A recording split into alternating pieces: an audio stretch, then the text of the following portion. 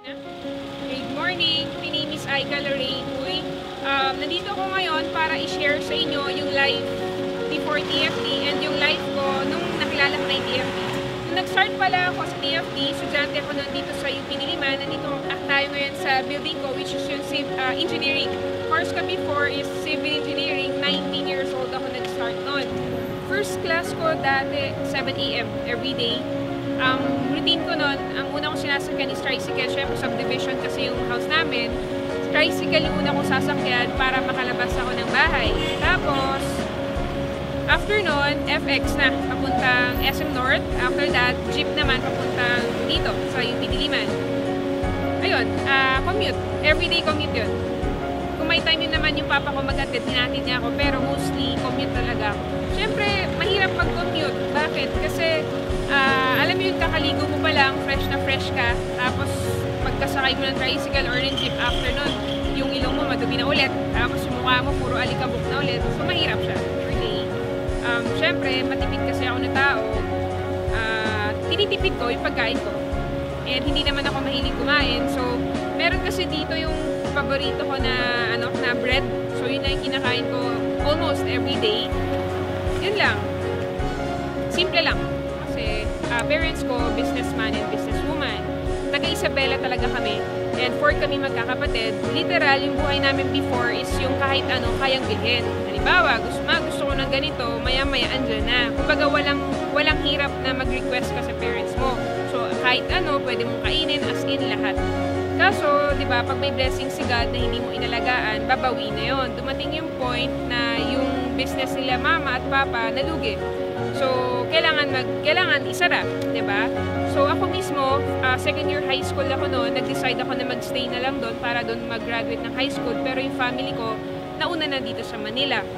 Tapos, hanggang sa graduate ako ng high school, nakapasa naman ako dito sa Diliman. So, dito ako nag-decide mag-aral para makatipid din. And, ayun. Ang hindi ko makakalimutan, every time na humihingi ako sa parents ko or kay mama, halimbawa, may gusto akong bilhin. Tapos, hindi na pwedeng mabili kasi nga, 4 kami magkakapatid, sabay-sabay nag-aaral. So, kailangan magtipid, di ba? Eh, hindi na pwede. So, after 2 days, hihingi, gusto ko ng ganito, anak, hindi na pwede. So, paulit-ulit na ganon, hanggang sa ako mismo, nagsawa na ako sa kakahingi. Kasi, alam mo, every time na hihingi ka, tapos tatanggihan ka, hindi na pwede, mahirap, masakit sa akin kasi nga, nasanay ako na meron. Sabi ko sa sarili ko, ayoko na ng ganong buhay. Gusto ko, lahat ng gusto ko, nakukuha ko. Lahat ng bagay na gusto kong makuha, lahat, kailangan makuha ko. So, nung doon na nag-start na, nung high school pa lang, nagbabuy and sell na ako, kahit ano, basta pwede pagkakitaan, go ako dyan, sumasabay ako sa ate ko.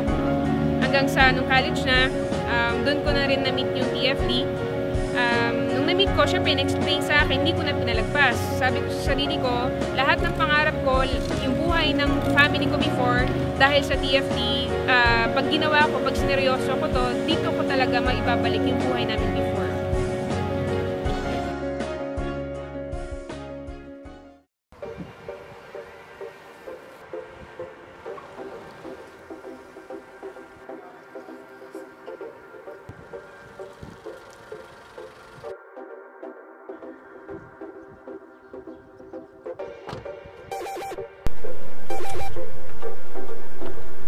Good morning! My name is Aika Lorraine Uy. I'm 24 years old. Ito po yung mga resulta ko, brand new Strada and brand new Mustang within 4 years doing TFT.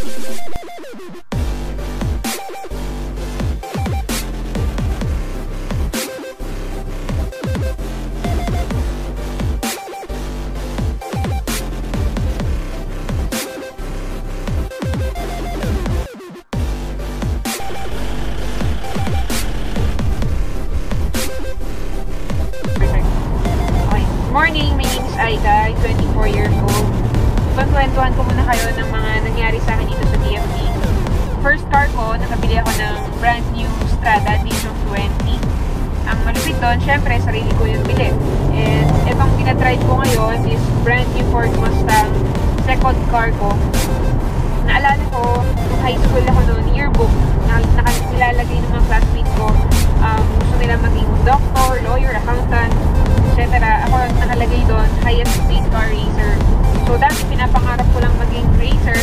Actually, pinapangarap ko kahit nakadrive lang ako ng isang sports car sa isang racetrack. Ngayon, ang malupit doon, hindi lang ako basta nag-drive ng isang sports car. Hindi na-drive ko, sarili kong sasakyan. Na malupit doon, sarili ko siyang bili, hindi siya bili ng parents ko.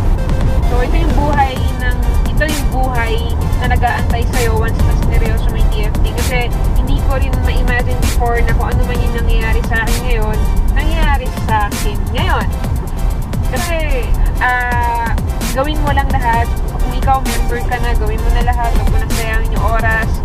Importante may pangarap ka. Huwag kang hihinto hanggang hindi mo yan nakukuha. Kasi daig ng taong bulag ang taong kompleto pero wala namang pangarap. Okay? And right now, I'm earning minimum 60,000 to 100,000 a week. Dati, nag-start ako sa 150 pesos lang, pero ngayon, 60,000 weekly minimum. Pwede na yun sa akin. Pero syempre, ang goal natin is 1 million. 1 million isang buwan, di ba? Actually, ito pakita ko sa inyo.